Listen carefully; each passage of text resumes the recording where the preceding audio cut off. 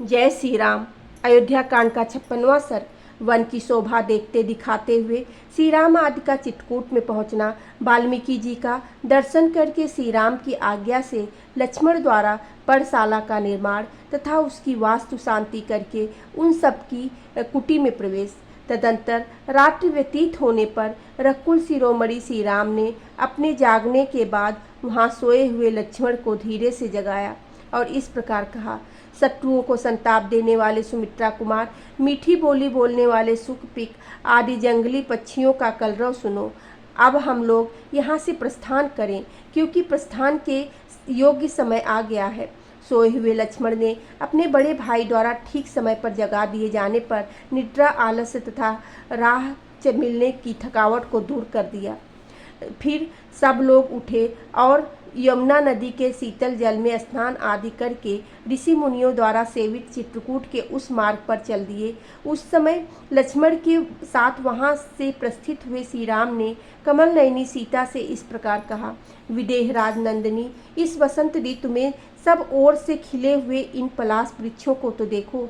ये अपने ही पुष्पों से पुष्पमालाधारी से प्रतीत होते हैं और उन फूलों की अरुण प्रभा के कारण प्रज्वलित होते से दिखाई देते हैं। देखो, ये भिलावे और बेल के पेड़ अपने फूलों और फलों से के भार से झुके हुए हैं। दूसरे मनुष्यों को का यहाँ तक आना संभव न होने से ये उनके द्वारा उपयोग में नहीं लाए गए हैं। अतः निश्चय ही इन फूलों से हम जीवन निर्वाह कर सकेंगे। फिर लक्ष्मण से कहा, लक्ष्मण देखो, यहाँ के एक एक वृक्ष में मधुमक्खियों द्वारा लगाए और पुष्ट किए गए मधु के छत्ते कैसे लटक रहे हैं। इन सब में एक एक ड्रोड़ लगभग 16 सेर मधु भरा हुआ है। वन का यह भाग बड़ा ही रमणीय है। यहाँ फूलों की वर्षा सी हो रही है और सारी भूमि पुष्पों से आच्छादित दिखाई देती है। इस वन प्रांत में यह चातक पी कहाँ की रट लगा रहा है और उधर वह मोर बोल रहा है, मानो पपीहे की बात का उत्तर दे रहा हो। यह रहा चित्रकूट पर्वत। इसका शिखर बहुत ऊंचा है। झुंड के झुंड हाथी उसी ओर जा रहे हैं और वहाँ बहुत से पक्षी चहक रहे हैं। तात जहाँ की भूमि समतल है और जो बहुत से वृक्षों से भरा हुआ है, चित्रकूट के उस पवित्र कानक में हम लोग बड़े आनंद से विचरेंगे। सीता के साथ दोनों भाई श्री राम और लक्ष्मण पैदल ही यात्रा करते हुए यथा समय रमणीय एवं मनोरम पर्वत चित्रकूट पर जा पहुँचे। वहाँ वह पर्वत नाना प्रकार के पक्षियों से परिपूर्ण था। वहाँ फल फूलों की बहुतायत थी और स्वादिष्ट जल पर्याप्त मात्रा में उपलब्ध होता था। उस रमणीय शैल के समीप जाकर श्री राम ने कहा, सौम्य, यह पर्वत बड़ा मनोहर है। नाना प्रकार के वृक्ष और लताएं उसकी शोभा बढ़ाती हैं। यहाँ फल मूल भी बहुत है। यह रमणीय तो है ही, मुझे जान पड़ता है कि यहाँ बड़े सुख से जीवन निर्वाह हो सकता है। इस पर्वत पर बहुत से महात्मा मुनि निवास करते हैं। तात यही हमारा वास स्थान होने योग्य है। हम यहीं निवास करेंगे। ऐसा निश्चय करके सीता, श्री राम और लक्ष्मण ने हाथ जोड़कर महर्षि वाल्मीकि के आश्रम में प्रवेश किया और सबने उनके चरणों में मस्तक झुकाया। धर्म को जानने वाले महर्षि उनके आगमन से बहुत प्रसन्न हुए और आप लोगों का स्वागत है, आइए बैठिए, ऐसा कहते हुए उन्होंने उनका आदर सत्कार किया। तदंतर महाबाहु भगवान श्री राम ने महेश को अपना यथोचित परिचय दिया और लक्ष्मण से कहा, सौम्य लक्ष्मण, तुम जंगल से अच्छी अच्छी मजबूत लकड़ियां ले आओ और रहने के लिए एक कुटी तैयार करो। यही निवास करने को मेरा जी चाहता है।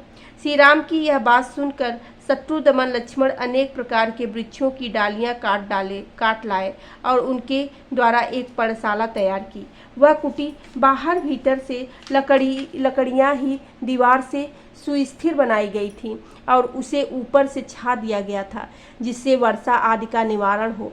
वह देखने में बड़ी सुंदर लगती थी। उसे तैयार हुई देख एकाग्रचित्त होकर अपनी बात सुनने वाले लक्ष्मण से श्री राम ने इस प्रकार कहा, सुमित्रा कुमार, हम गजकंद का गुदा लेकर उसी से पर्णशाला के अधिष्ठाता देवताओं का पूजन करेंगे, क्योंकि दीर्घ जीवन की इच्छा करने वाले पुरुषों को वास्तु शांति अवश्य करनी चाहिए। कल्याणदर्शी लक्ष्मण, तुम गजकंद नामक कंद को उखाड़कर या खोदकर शीघ्र यहाँ ले आओ, क्योंकि शास्त्रोक्त विधि का अनुष्ठान करके हमारे लिए आवश्यक कर्तव्य है। तुम धर्म का ही सदा चिंतन किया करो। भाई की इस बात को समझकर शत्रुवीरों का वध करने वाले लक्ष्मण ने उनके कथानुसार कार्य किया। तब श्री राम ने पुनः उनसे कहा, लक्ष्मण, इस गज कंद को पकाओ, हम पर्णशाला के अधिष्ठाता देवताओं का पूजन करेंगे। जल्दी करो, यह सौम्य मुहूर्त है और यह दिन भी ध्रुव संज्ञक है। प्रतापी सुमित्रा कुमार लक्ष्मण ने पवित्र और काले छिलके वाले गजकंद को उखाड़कर प्रज्वलित आग में डाल दिया। रक्त विकार का नाश करने वाले उस गजकंद को भाली भांति पका हुआ जानकर लक्ष्मण ने पुरुष सिंह श्री रघुनाथ जी से कहा, देवोपमय तेजस्वी श्री रघुनाथ जी, यह काले छिलके वाला गजकंद जो बिगड़े हुए सभी अंगों को ठीक करने वाला है, मेरे द्वारा संपूर्णतः पका दिया गया है। अब आप वासुदेवताओं का यचन कीजिए, क्योंकि आप इस कर्म में कुशल हैं। सद्गुण संपन्न तथा जप कर्म के ज्ञाता श्री रामचंद्र जी ने स्नान करके सौ संतोषादि नियमों के पालन पूर्वक संक्षेप से उन सभी मंत्रों का पाठ एवं जप किया जिनसे ये वास्तु यज्ञ की पूर्ति हो जाती है। समस्त देवताओं का पूजन करके पवित्र भाव से श्री राम ने पर्णकुटी में प्रवेश किया। उस समय अमित तेजस्वी श्री राम ने मन में बड़ा आह्लाद हुआ। तत्पश्चात बलि, वैश्वदेव, कर्म, रुद्रप्रयाग तथा वैष्णवयाग करके श्री राम ने वासुदेव को की शांति के लिए मंगल पाठ किया। नदी में विधि पूर्वक स्नान करके न्यायतः गायत्री आदि मंत्रों का जाप करने के अनंतर श्री राम ने पद्म सुना आदि दोषों की शांति के लिए उत्तम बाल कर्म संपन्न किया। रघुनाथ जी ने अपनी छोटी सी कुटी के अनुरूप ही वेद स्थलों, चैत्यों तथा आयतनों का निर्माण एवं स्थापना की। वह मनोहर कुटी उपयुक्त स्थान पर बनी हुई थी। उसे वृक्षों के पत्तों से छाया गया था और उसके भीतर प्रचंड वायु से बचने का पूरा प्रबंध था। सीता, लक्ष्मण और श्री राम सबने एक साथ उसमें निवास के लिए प्रवेश किया। ठीक वैसे ही जैसे देवता लोग सुधर्मा सभा में प्रवेश करते हैं। चित्रकूट पर्वत बड़ा ही रमणीय था। वहाँ उत्तम तीर्थों से सुशोभित माल्यवती नदी बह रही थी, मंदाकिनी नदी बह रही थी, जिसका बहुत से पशु पक्षी सेवन करते थे। उस पर्वत और नदी का सानिध्य पाकर श्री रामचंद्र जी को बड़ा हर्ष और आनंद हुआ। वे नगर से दूर वन में आने के कारण होने वाले कष्ट को भूल गए। बोलो सियावेरे रामचंद्र की जय, पवन सुत हनुमान की जय।